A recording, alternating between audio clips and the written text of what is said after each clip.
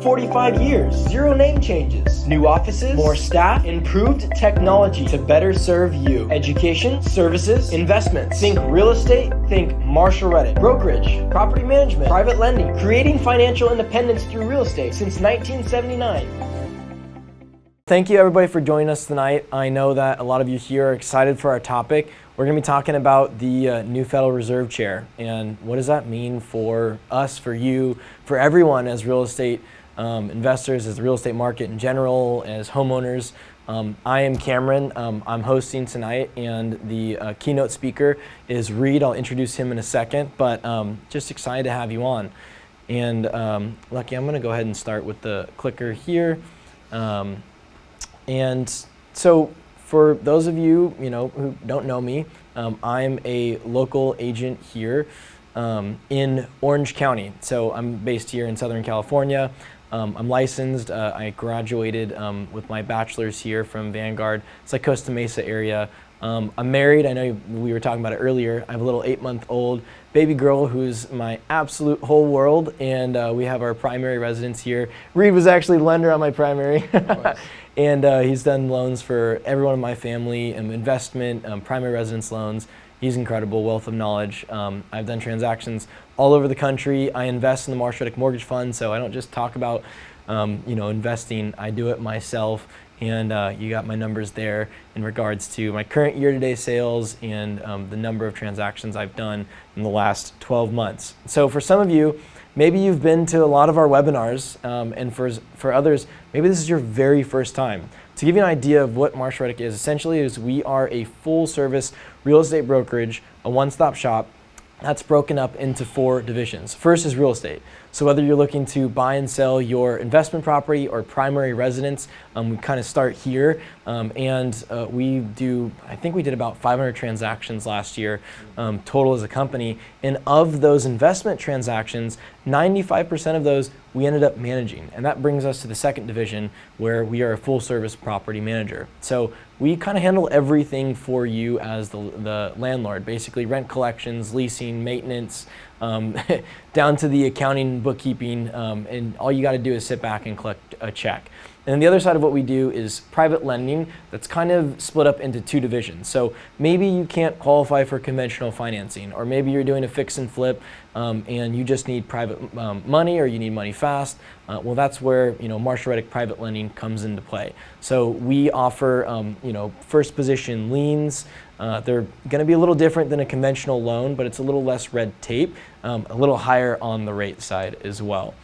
And then last is the investment fund. Same way you can own an investment property, you can invest in mortgages, and you can join a pool of capital and just collect a quarterly distribution. So just like you collect a rent check, instead you collect interest. So I'm an investor in the mortgage fund, so is Reed. A lot of people here at Marshall Reddick invest in the mortgage fund. If you want to learn more about it, we can talk on a separate call. This here is just a quick snapshot of some of our offices and teams. We're located across the country, so we're here in Southern California, Orange County, Los Angeles, Riverside. We're located in Texas. You'll find our offices in San Antonio, New Braunfels, Austin, Dallas, Houston, pretty much every big metro in Texas. And then we're in Tennessee, we're in Nashville, Tennessee, Clarksville, and then we are in Southwest Florida. And some of the team members you'll see here, top left is one of our Texas offices, and then on the top right, another Texas office, bottom right's Tennessee. You got our California staff members here in the bottom middle, and then bottom left is some of our Florida team members. And with that, I want to turn it over to Reed, who, as I mentioned, is an incredible lender, also a good friend of mine, and an absolute wealth of knowledge. Here you go, Reed. Awesome. Passing the baton. Thank you, Cameron. That was awesome. So happy to be here tonight. I'm Reed Hazard. I've been a part of Marshall Reddick since I began in the real estate career. What you're looking at on the screen right now is a photo of our home office. That's in San Clemente, California. Anyone that's from San Clemente or knows South Orange County, that used to be the Blockbuster building. I remember being 14 years old and walking through Blockbuster. And now that's our building, so it's pretty cool. We have a really nice parking lot. Anyone that's ever in town, definitely stop by and see us. We're right on El Camino Real, which El Camino Real would be Pacific Coast Highway. So a little bit about me. You guys already know I have a couple beautiful little babies, and I've got my wife there in that picture. a little bit about my financial background. I've been doing this since 2005. I was ranked number 64 in the nation in 2018. So started doing mortgage banking in 2005, and then came to my current company, CMG, in 2019. And since 2019, I just looked at my numbers. I've done 2,940 loans for 1.43 billion. So very, very proud of that. I don't think I could have done it without CMG. CMG Home Loans is the 5th largest bank in the nation. They fund an average of 5,000 to 6,000 loans per month. They fund an average of about $25 billion a year. So to put it in perspective, they did more loans last year than Bank of America or Wells Fargo. So very, very happy to be a part of my company, happy to be a part of Marshall Reddick. Again, I started my career at Marshall Reddick when I was 19. Started in the logistics department, got a real estate license, started doing mortgages, and have never looked back. I also am an avid real estate investor, so I haven't sold many properties. I've purchased more than I've sold, and I currently have 4 investment properties in California here in Orange County and 4 out in Texas. I'm looking to potentially pick up a property right now in Tennessee as well. That's a great market that's really growing a lot also. But yeah, just super passionate about my career. I'm a vice president for CMG. I'm a producing vice president, so I still do home loans. But I've got a great team of people, and yeah, so happy to be here today. So I'm going to be covering some topics tonight on basically like what's happening with inflation in the labor market. I'm going to be going over a real-time market update. So what's driving rates right now and how should investors respond? I'm going to be going over, are we going to get a new Federal Reserve chair this year? They keep on talking about Powell potentially getting fired. I'm going to kind of demystify that with some facts and data.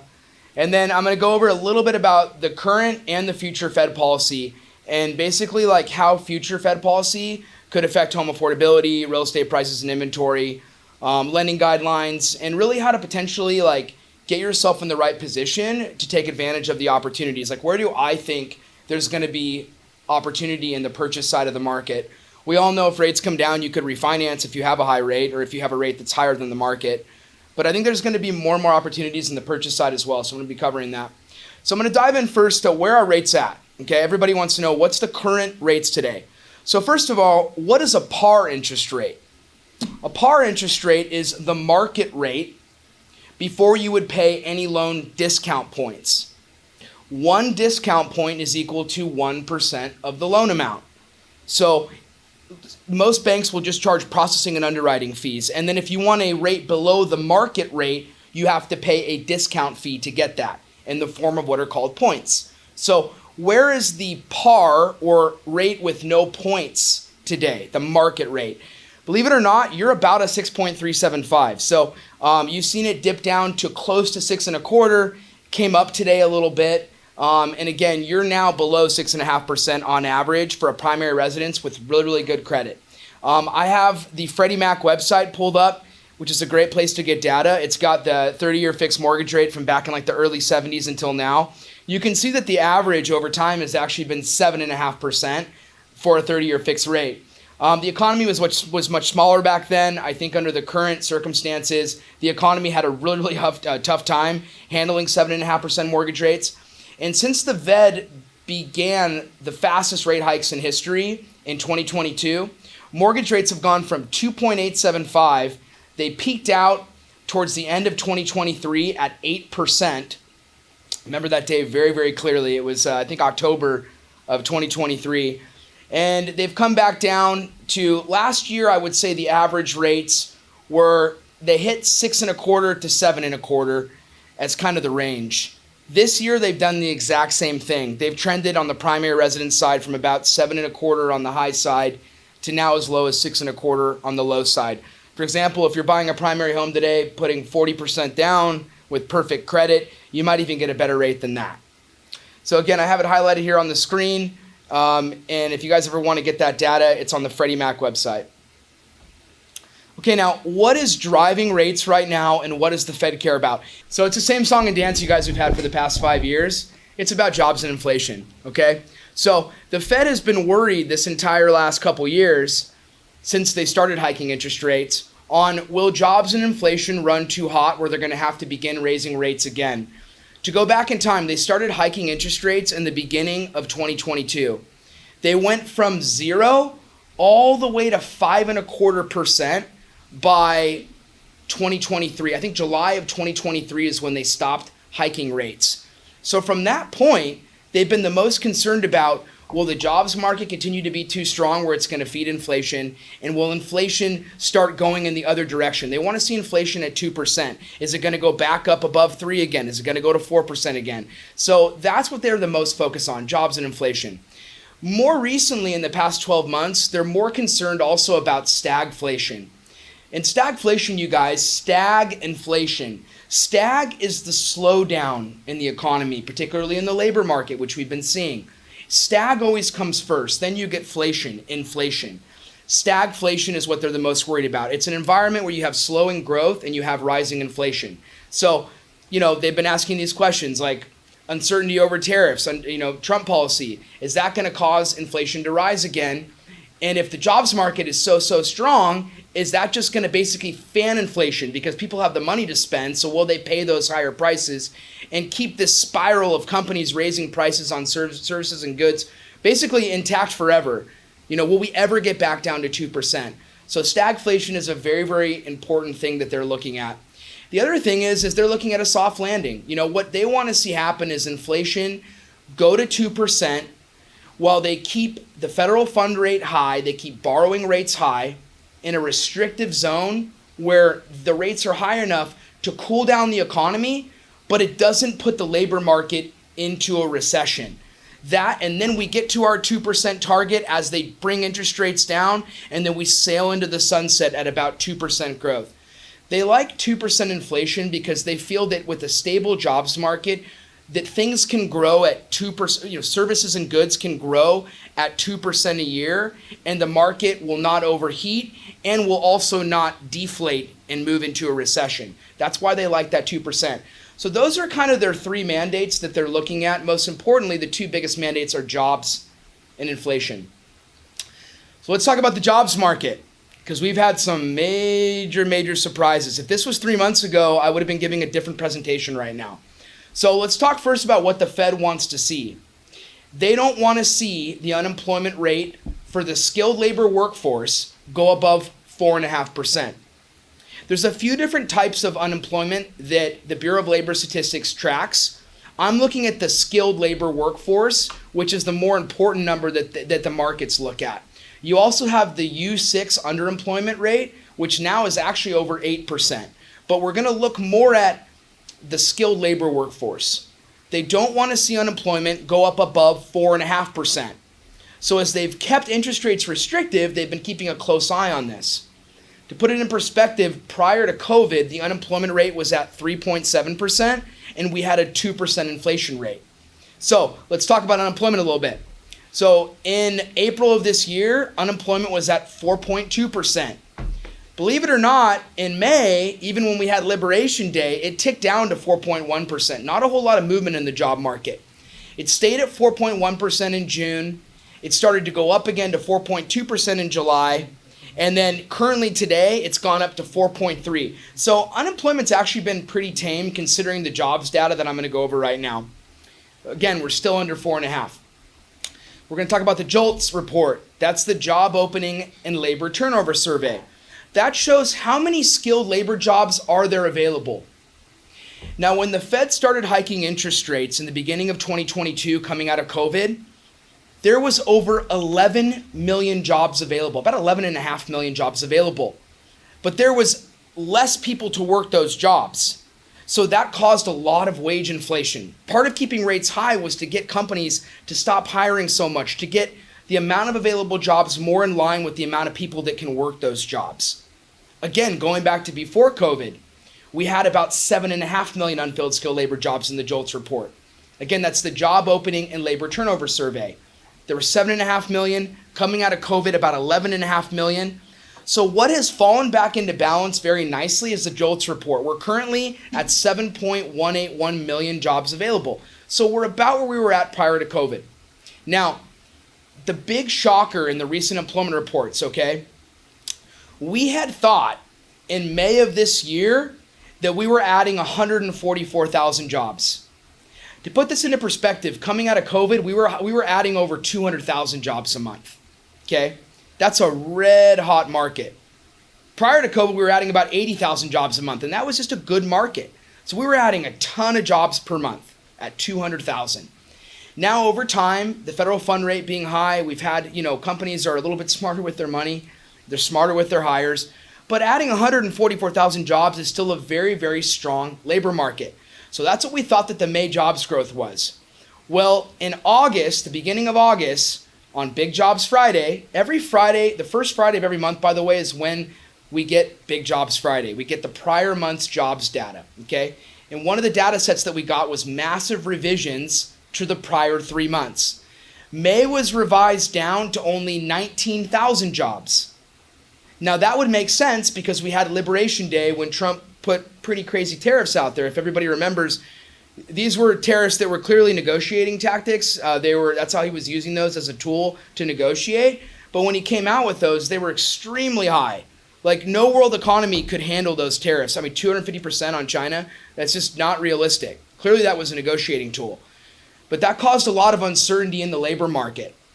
So when we saw that we added 144,000, everybody was thinking that, oh, wow, well, the labor market's just so resilient. Well, these revisions showed we only added 19,000 jobs in May. June was revised down from 147,000 down to only 14,000. Then we just had a second revision on June that showed we actually added negative 13,000 jobs in June. To put that into perspective, we haven't had a negative jobs reading since COVID.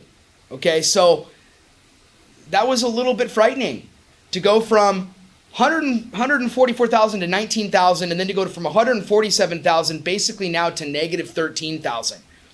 Then when you look at July, we added 79,000 jobs, and that was actually just revised from 75 to 79. So it looks like what happened was we had basically the labor market just stopped. Then we even had companies laying off people more than they were hiring in June. And it bottomed, and then it had a nice little dead cat bounce, bounced up through July. Sorry for the dead cat phrase, but that's a phrase in the world that shows when something goes down but it's not able to reach its prior peak and potentially shows more downside. So then we had it try to go back up again, and then what do we get in August? We just got August payroll data. We only added 22,000 jobs. So when you look at this, the 3-month rolling average just went from 133,000 jobs to 29,333 jobs on average. Remember I told you 80,000 jobs a month is a decent labor market? 30,000 jobs a month is not good. So I have Fed Kashkaris on the Federal Reserve. I have this picture here of him like, whoa, whoa, whoa. Because when you get this type of labor data, this should be enough to have the Fed go, our federal fund rate is way too restrictive. We need to cut rates immediately. Okay? That's why I have him right there, because I thought that was a great picture to illustrate that. Okay, now what did we get today that's, in my opinion, much more shocking? Job growth was just revised down by 911,000 jobs from April of 2024 through May of 2025. So let's go back a little bit further. Let's say prior to Trump getting into office, that the market believed that we had been adding 147,000 jobs a month on average. That's a hot labor market. The revisions we just got today showed that from April of last year until May of this year, we were actually only adding an average of 70,000 jobs a month. Not too weak, but definitely not red hot and not that strong. So when you look at that data, you go moving into Liberation Day, we were only adding 70,000 jobs a month. And now the prior 3-month average has now gone down to an abysmal 30,000 jobs a month. So this data came out today. It's called the annual benchmark jobs. It's called the Jobs Report Revisions Annual Benchmark. So this just came out today. You guys can Google this. It's all over CNBC. It's all over online. But you guys, this is weak. It's very weak data. So why do I have Fed Kashkari's face here a little bit more reluctant now too? Because of the inflation update. Now let's talk about the Fed's mandate on inflation. They want to see inflation stay or go down to 2%. That's excluding food and energy costs, right? That includes like rents, that includes services, basically anything you can imagine. They want to see it going, that we spend money on. They want to see that that's going up at an average of 2% a year. So right now, consumer price inflation has gone from 2.3% in April up to 2.7%. And the cost to produce goods has gone from 2.4% a year, that's what companies pay for goods and services, to 3.3%. So a big increase in PPI. So if you guys can see here, the most important thing is we're not going towards 2% anymore. Since the tariffs, we're going in the opposite direction. We're not going towards 2 anymore. We're actually going back towards 3. So 2.7% was the last prior reading. So the annual core inflation, which excludes food and energy, right? The more important reading here is now at 3.1%, up from 2.7% in April. So, and 2.9% in June.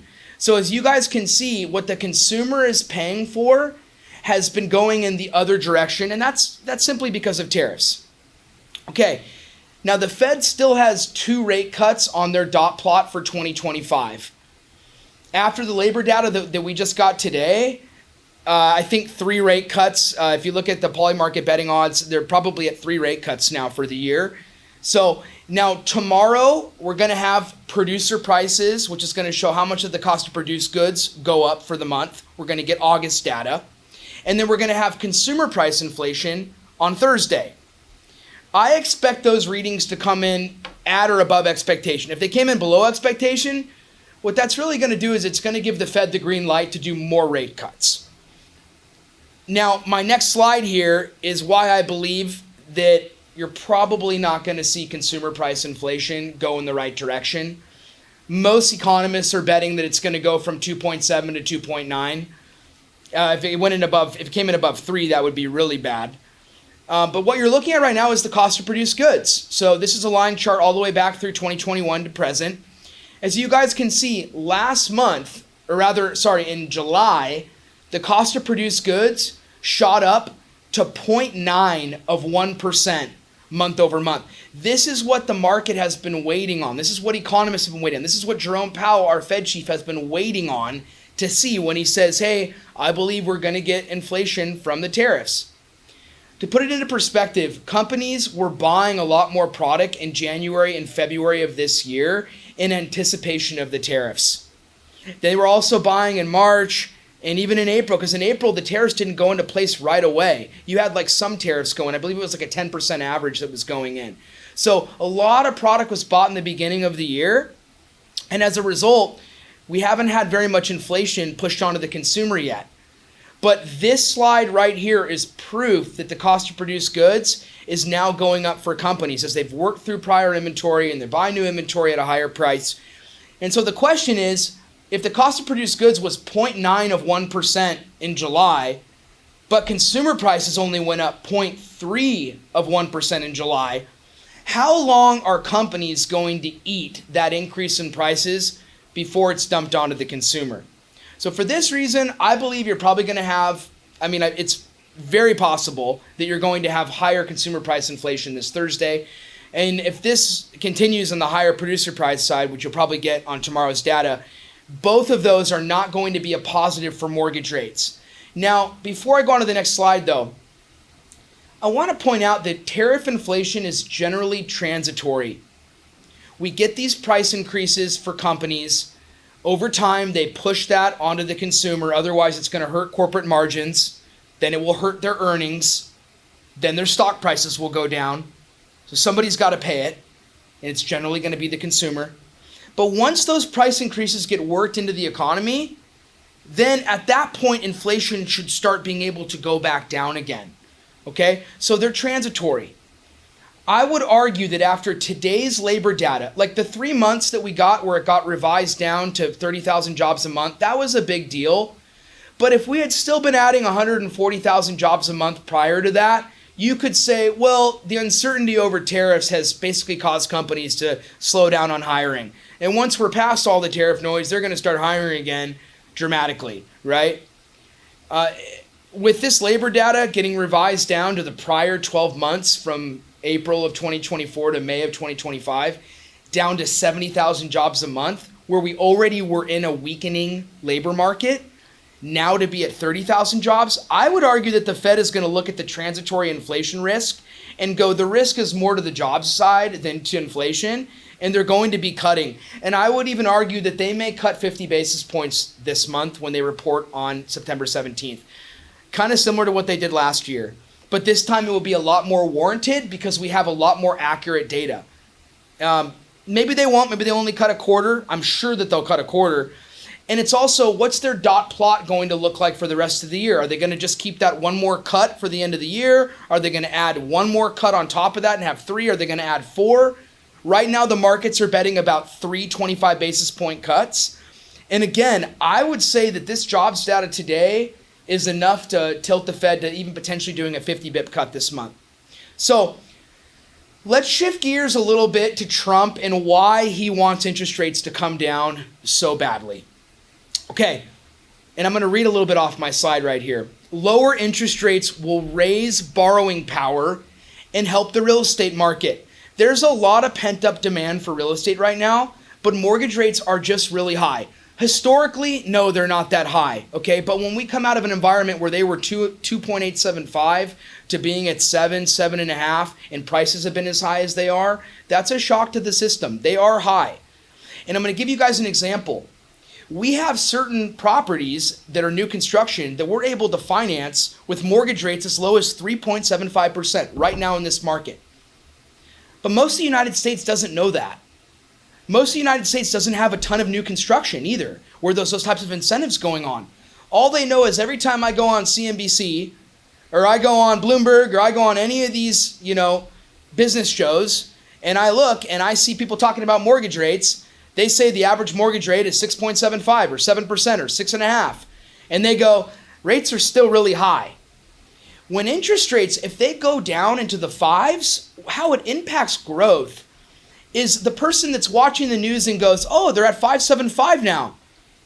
Hey, honey, you want to go down to the bank and go and get pre-qualified and see what we can qualify for? This 3-bedroom, 2-bath isn't working anymore. We need a bigger house. And it gets them to go down to the bank, get pre-qualified. If one person out of every 1,000-foot radius thinks that way, picture the thousands more buyers that there would be going to the bank to get pre-approved. That's how lower mortgage rates will impact the real estate market. So he knows this. The other thing is, I believe that Trump rushed to get tax reform through, knowing that tariffs were going to raise prices for companies, and knowing that those companies would then push those price increases onto the consumer, and that by next year we're going to have higher prices that will be transitory and get worked into the economy. But at the same time, if he can get a tax bill through, no tax on tips to $24,000, additional $6,000 exemption for elderly people, or rather being able to deduct your auto interest. Now that's going to be based on your income bracket, but things like that will put more dry powder back in people's pockets, and they can spend, the extra dollar on their cotton balls. So I think he knew that. And I think that that's a big reason why he wants to get borrowing rates for big ticket items down, i.e. federal fund rate down, auto interest rates down, and effectively getting mortgage rates down. The other thing that he wants is he wants to lower the amount of interest that we pay on our debt. So that if anybody doesn't know, we owe as a nation about $37 trillion. And that deficit is growing on average by over $1 trillion a year. And to put it into perspective, we pay $870 billion on average per year with rates as high as they are on our debt. So let me break that down. If the Fed cuts the federal fund rate, then you should see interest rates on the 2-year Treasury bill. When the government needs a loan, we go and we print money, and then we have other people buy that debt from us. And we are paying an interest rate based on what the rate is in the market for that debt.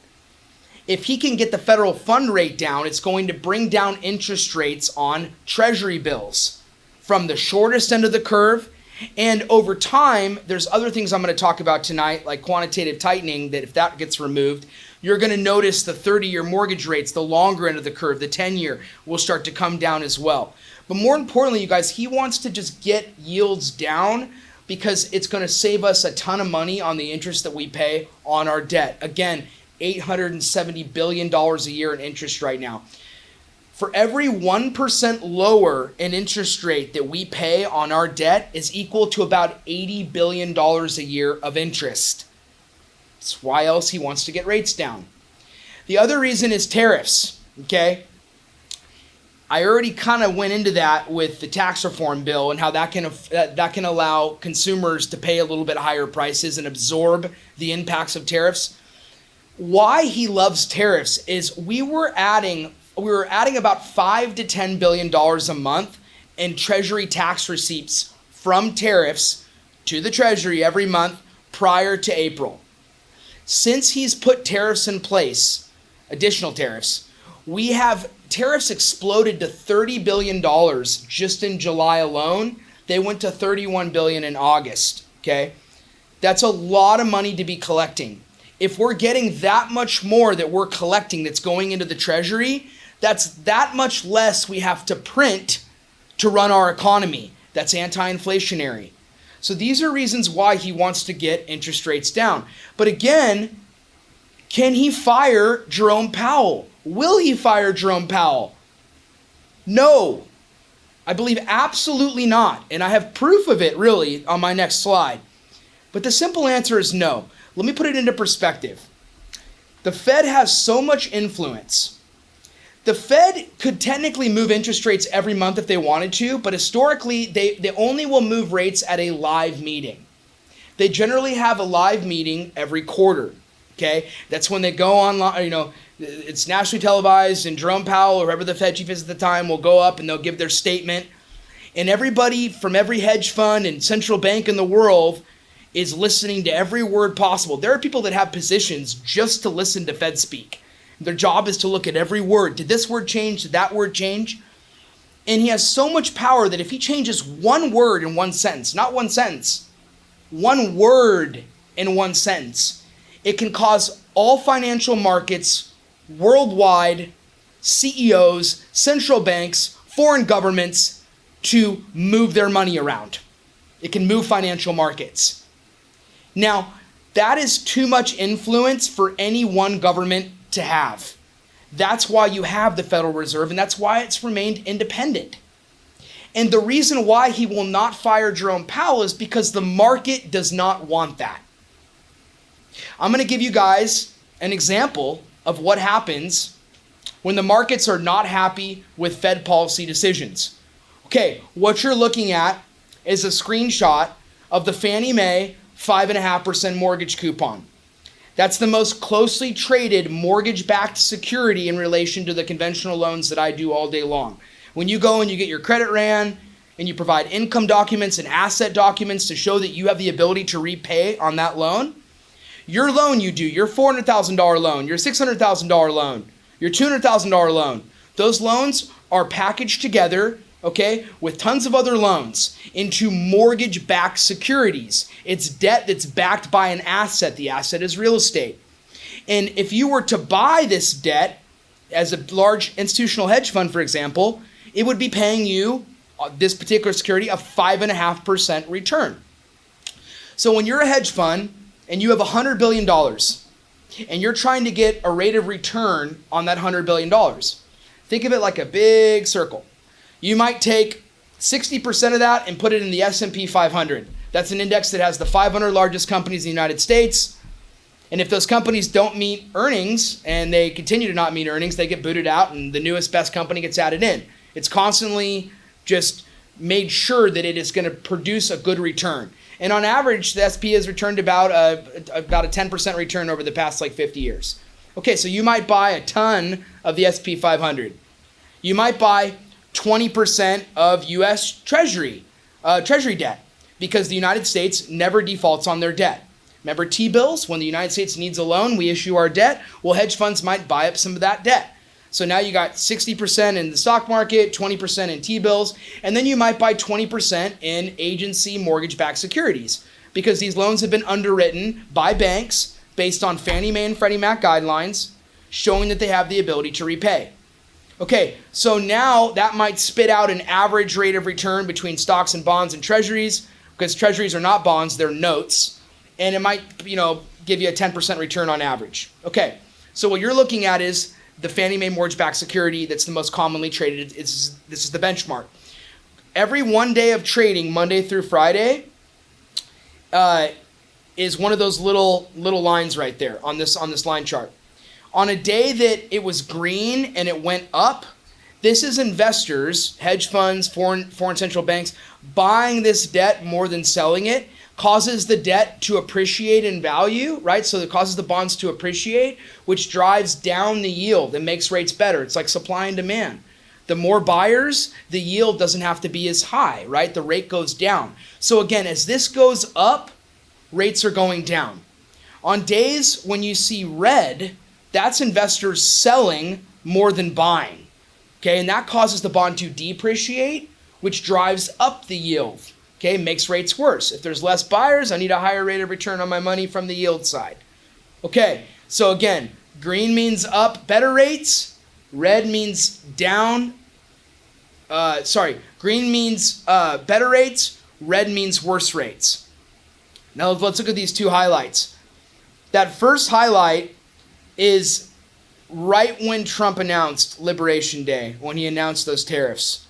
And what you saw was money left, flight to quality, left the stock market, went directly into the bond market, got the best interest rates of the entire year. But it was only for a day. As the market assessed how wild that these tariffs were, there was then what's called the flight to cash. And I saw many flights to cash during COVID. I mean, huge amounts of money being moved around, right? So again, money went from the equity market into the bond market, left the bond market and went into cash. Then what happened? You had about a 5 or 6 day straight sell-off and mortgage rates were going up dramatically, okay? And that was that flight to cash. Then what happened when we got to that worst point? Trump came out and said, okay, we're going to postpone tariffs for the next 90 days to do negotiations. That's an example of how when the market's not happy with the policy decision, then the policymaker has to change their decision. And that's what happened. That's proof of it. Then we went on the 90-day hold. You saw pricing start to improve, money go back into the bond market. Then as those tariffs were just negotiated back and forth and so many mind changes and just then you saw it kind of come, up and down and up and down and up and down and up and down. But through that time, inflation stayed pretty tame considering that these tariffs were going on. And the labor market was still pretty strong. And so as a result, we've just been waiting around for this inflation that's supposed to come over tariffs. And as Trump rhetoric on the Fed should be lowering rates hit the market more and more and more, we've actually started to see mortgage rates improve over time. But they didn't improve much. It wasn't until we got that labor data in the beginning of August where the prior 3 months were revised from about 140,000 jobs a month, like I said, to about 30,000 jobs a month, that's when money then started pouring in to mortgage-backed securities more heavily. And why? Because it told the markets inflation's not going out of control yet, and if we get tariff inflation, it's going to be transitory. And really, the labor market is not looking that strong right now, and I believe the Fed is going to start cutting interest rates, and that's the reason why we started getting mortgage rates improving pretty significantly.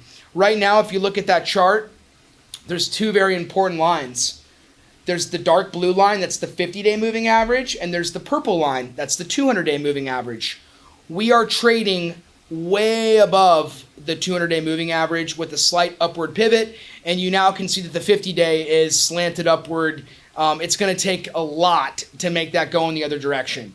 You're going to have to see the labor market completely rebound like crazy in the next 2 months and us start adding 150,000 jobs a month, which we weren't even really adding. And you're going to have to see inflation come in at shockingly high numbers for this to really beeline and go significantly down, rather where rates would go up a lot and we'd actually trade below those two major lines in the sand. So that was my proof. Okay, when will the next Fed chief be put in office? Now, what could happen before then they could announce who the next Fed chief's going to be, and then the market can look at that person's policy and go, oh, they're super dovish, or this is what they like, this is what they don't like, and the market can move off that. I think the market's already moving off of that because they know that the next Fed chief is going to be dovish, meaning that they're going to be a bigger advocate on lower rates.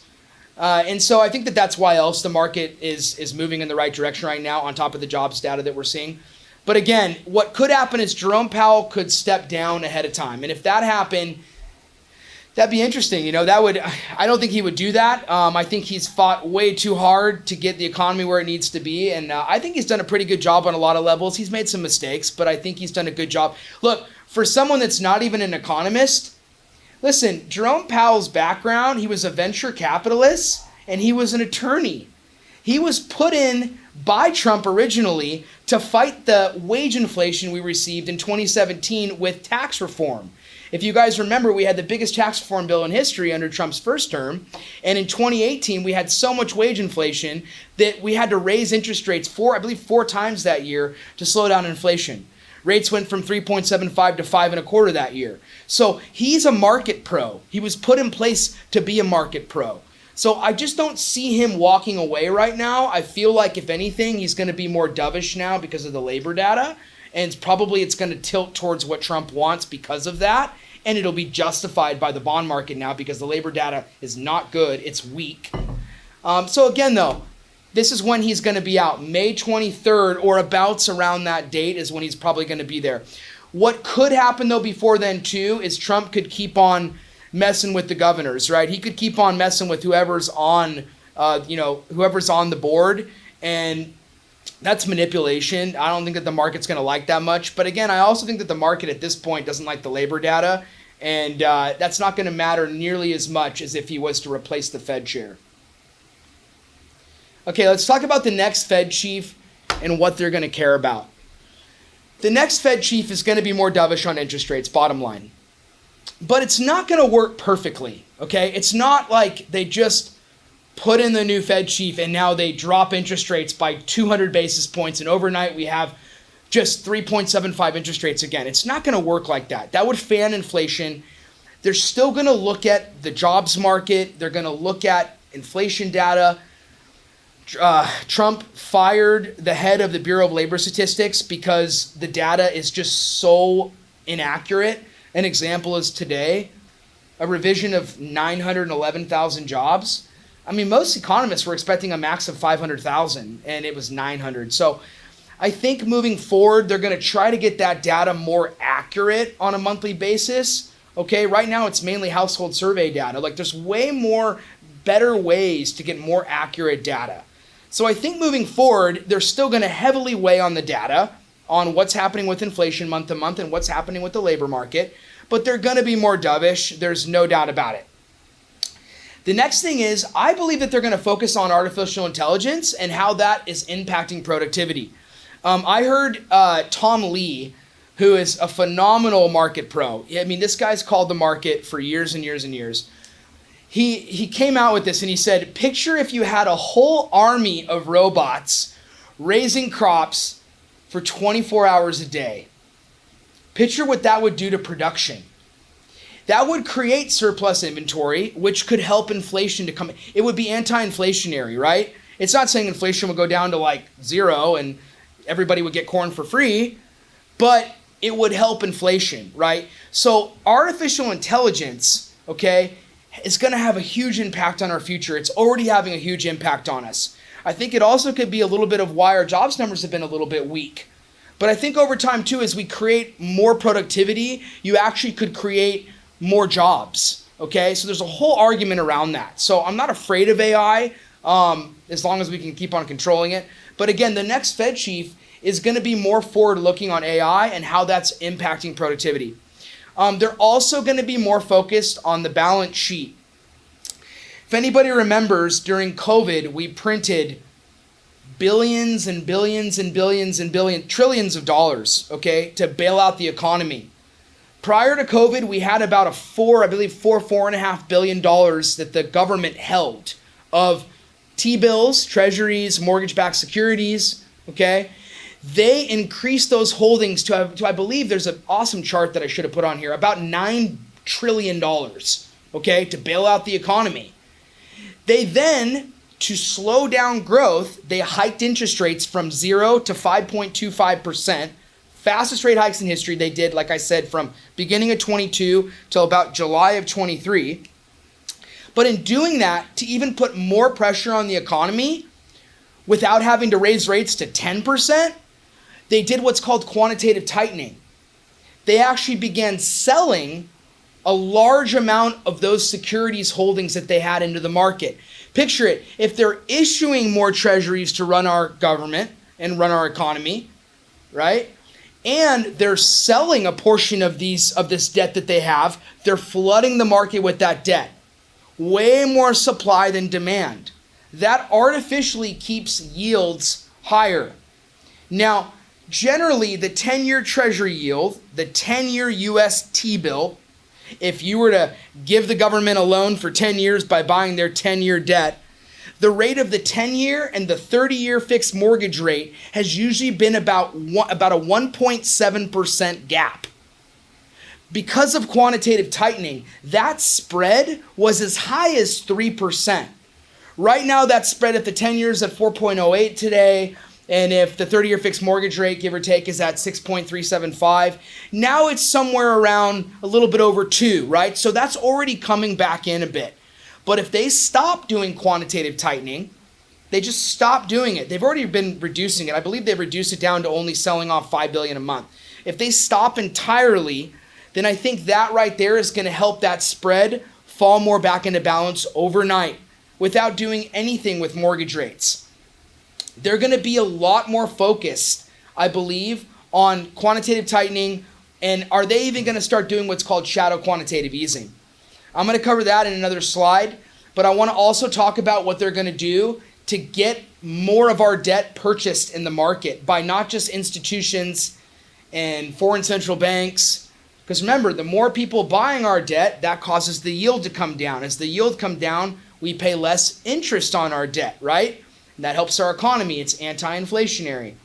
I believe that you're going to see big stablecoin adoption, and that's via the Genius Act.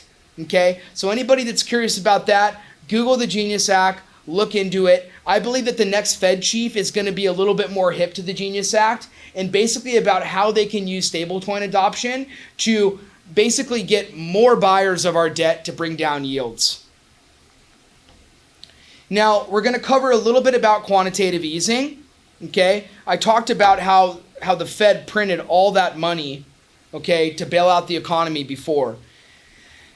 Quantitative easing is essentially when we are printing money and then printing it to create artificial demand for our debt, for our mortgage-backed securities, for our treasuries.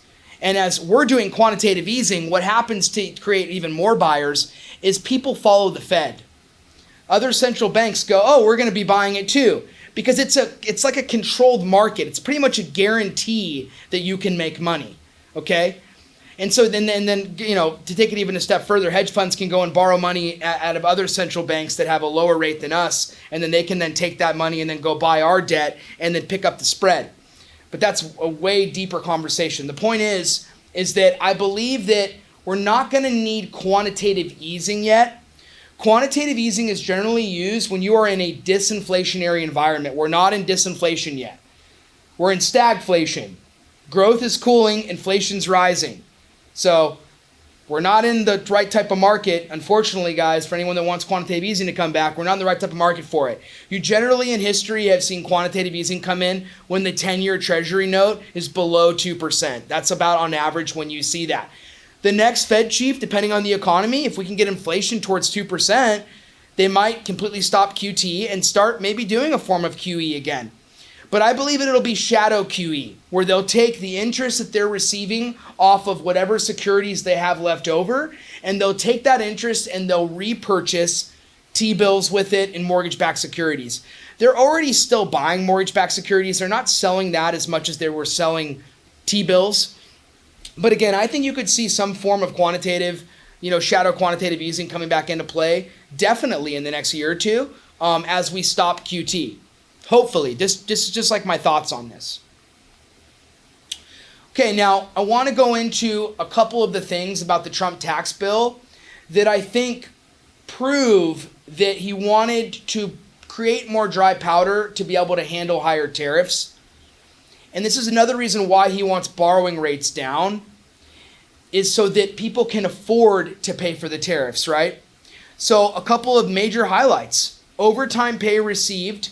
If you are making $25,000 if you're married, $12,500 if you're single, that's going to be eligible up to $25,000 if you're married, that you are not paying anything on overtime pay. Increased deduction for seniors. So seniors will have an additional $6,000 that they can take of taxable income that they can take right off the top. No tax on car loan interest. This is going to be from 2025 to 2028. It's interesting how a lot of these he got passed and they're not going to be finite. They're only going to be for a couple years. I believe during this tariff increase phase that he wants to have more money in people's pockets. No tax on tips. So people making up to $25,000 on the tips, there's going to be no tax. And then salt tax deduction. So anybody that's in California, I mean, you've been capped at $10,000 of property tax or state income tax, basically, that you can deduct against your federal income tax.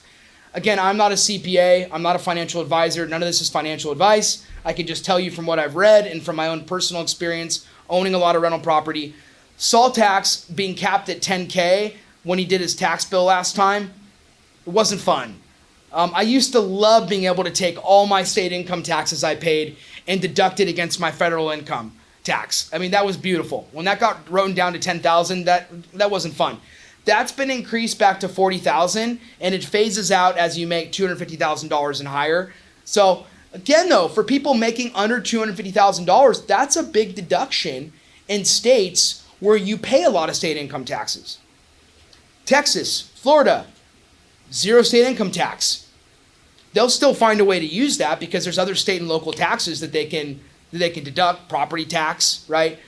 But in California, it's a big one, you guys, because we pay a really high state income tax here. My state income taxes end up being around 12%, right? That's a lot of state income tax. So this is going to be a good one that'll be stimulative. And picture it. If when we go to file 2025 taxes, we realize, we kept a lot more money in our pocket, it would allow us, and borrowing rates on buying a house and buying a car are lower. You're not going to care as much about cotton balls being $1.50 more. Or cacao chips from Brazil being so expensive you no longer sell that smoothie at your smoothie shop because you got to raise the price in the smoothie to $13 from $10. You're like, no one's going to buy that smoothie. Well, people might buy it if they're making and keeping more of their money, right? So these are some of the major highlights. Now, for real estate, I think the coolest highlight, and really for the jobs market, is what I wrote down here about the bonus depreciation.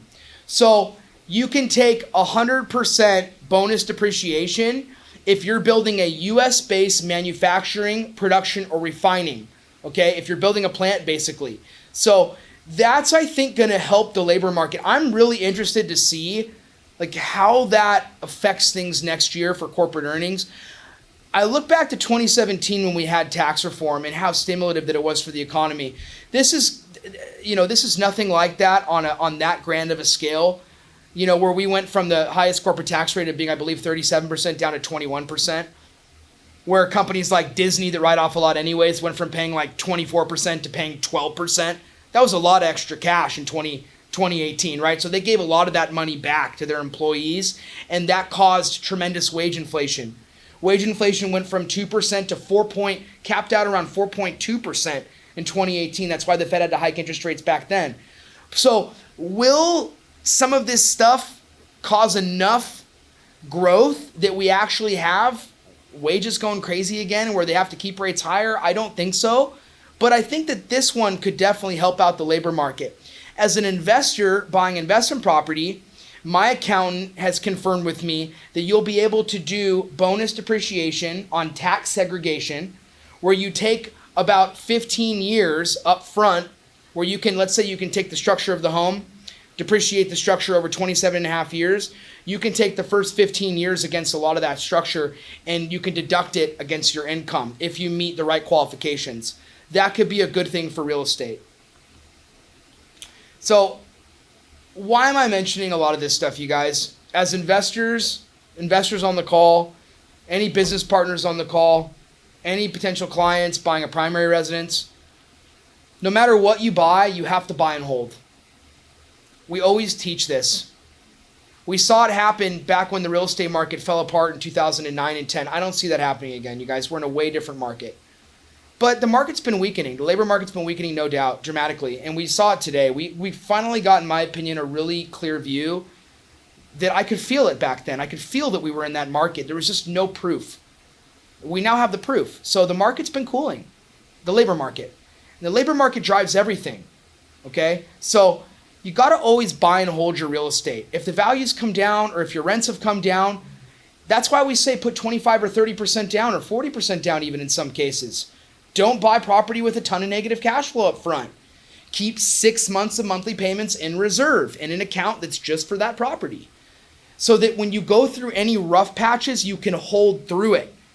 Because long term, there is a ton of pent-up demand for real estate, and we still are not building enough properties to handle growth, okay? So we are, even right now, 1.63 million units have been created. That's not enough to meet the demand generated by new household formation. So over time, if you just hold, you're going to do just fine. You also want to buy in the right locations. I've said it for years and years and years and years to every person I've ever talked to. Buy A-class property. Better school districts, lower crime rates, where the income averages are higher. And we say it at all of our events. Buy in major metropolitan markets where there's tons of different types of jobs, okay? It's very, very important that you do those. I think you should be focusing on resale opportunities right now and markets that are overbuilt. Any market that has a lot of new construction that's a solid market, like I think about Texas. I think it's a great market. I do think that it's overbuilt right now. I think there's tons of great opportunities in the new construction side, but I think that resale sellers, they're selling a home that's not brand new, they cannot compete with the builder promotions. And I believe that you're going to continue to see prices remain where they're not going up, and really a buyer's market for a while in those types of markets. So you don't got to buy when you know for a fact it's bottomed or when it's already going back up. You don't got to buy when it's all the way at the bottom. It's about analyzing the deals and looking at where the prices were maybe a couple years ago and going, this property makes sense on paper. It's in a good location. It's a resale, and I'm getting a smoking deal on it. So take advantage of that. New construction opportunities that have builder specials. Take advantage of that. I'm going to cover a couple of those in just a minute to give you guys an idea of what is out there and what builders are offering. Another thing that you want to focus on, because you wonder, is the market just going to fall apart? Is it just going to keep growing forever? Is it going to stop growing? Why is it going to keep growing? So the prime age workforce, people that are 25 to 52, that market is still going to continue to boom over time.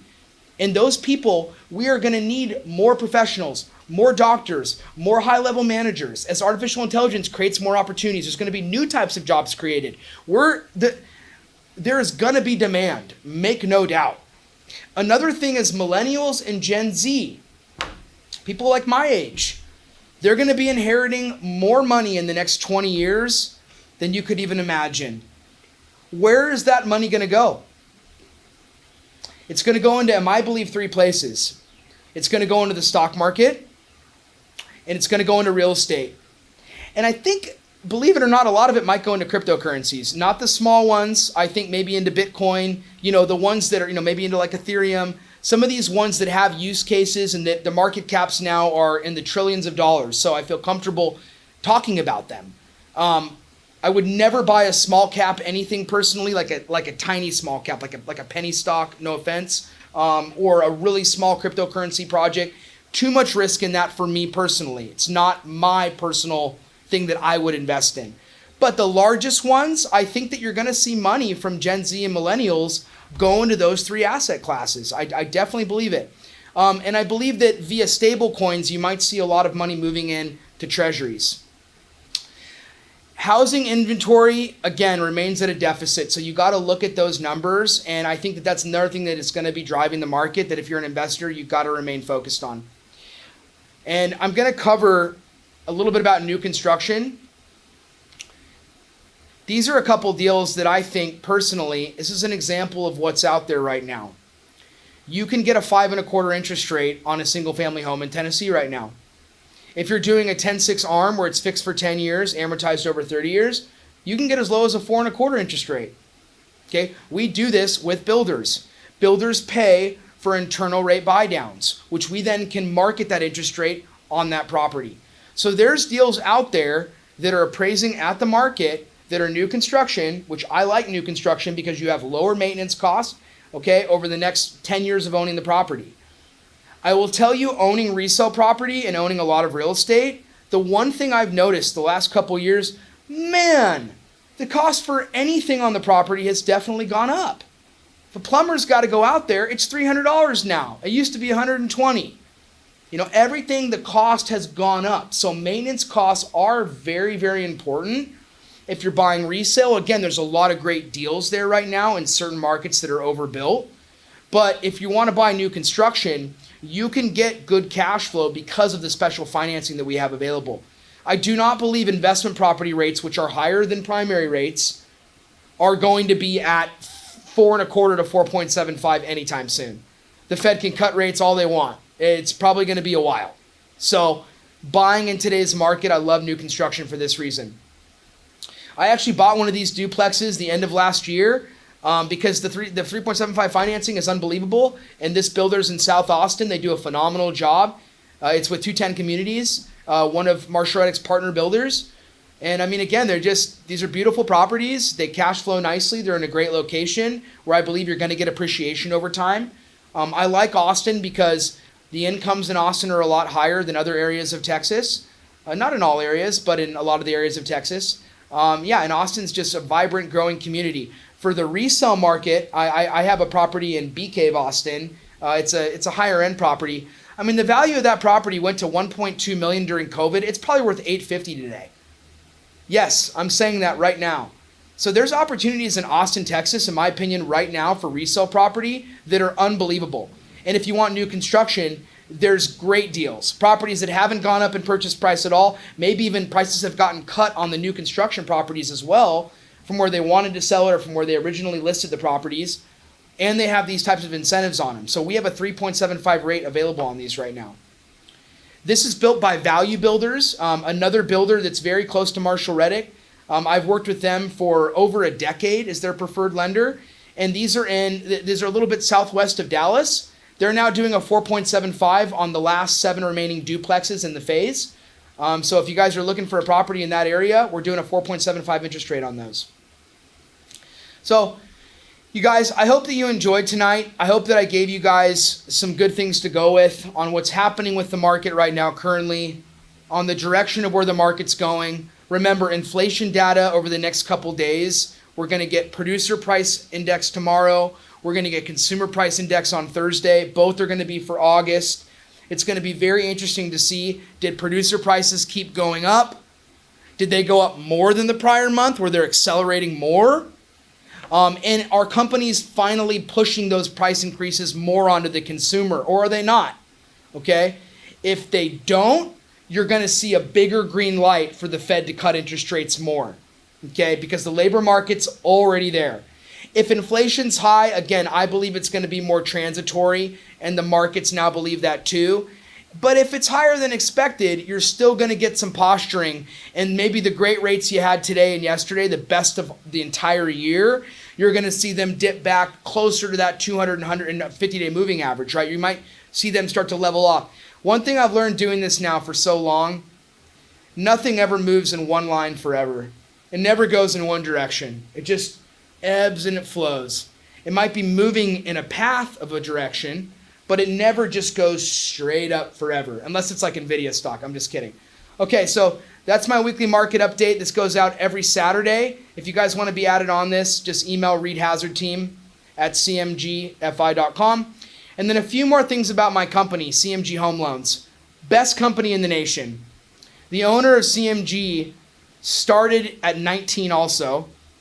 He's a phenomenal guy, Chris George. I love listening to him speak. I mean, he's actually going to be in Orange County, I believe, at the end of this month. So I'm going to be able to see him speak. I'm super excited to hear what his take is on everything. But, you know, 5th largest bank in the nation. You could say we're probably the third largest retail bank because a couple of those competitors that we compete with are more consumer direct than on the wholesale side. But yeah, fifth largest bank in the entire nation, mortgage bank.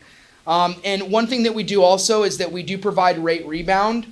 So for anybody that does a loan today or over the next couple months, we will refinance that loan anytime within 5 years after closing. We will cover your lender fees and we'll cover $1,000 of the third party cost to do a refinance. So we know rates, we believe rates are now for sure going to be coming down over time as they ebb and flow. And we want to be able to retain your business. So that's a big offer that we have through our company. We service most of our loans also. So you will be making payments to our company. We do sell some of our servicing, but we have a very large servicing portfolio. And we also do forward commitment financing. So I do special financing with new construction property in Texas, Tennessee, and some out there in Florida. So yeah, hit me up if you guys want to talk about any of those opportunities. We're licensed in all 50 states. So if I don't handle the loan personally, I've got a loan officer that can. And then, like I said, I'm a vice president for the company. I have my own branch. I have my own people that work for me. We've got a phenomenal team, and we'll give you guys a great experience. That's my contact information for anybody that wants to reach out. Again, it's been so fun being here today and doing this live on camera this way. It's my first time ever doing it this way. So I want to thank our team. Thank you, Lucky. I want to thank Cameron Carlson. And I really want to thank Marshall Reddick. Marshall Reddick, this is where I started my career, so I'm so happy to be here, being able to give my insights on what's going on with the market and going on with interest rates. If you guys want to set up a consultation with Cameron, that's the first place to start. There's all Cameron's information right there. And without further ado, you guys, I'm going to say good night, and I wish you all well. Thank you.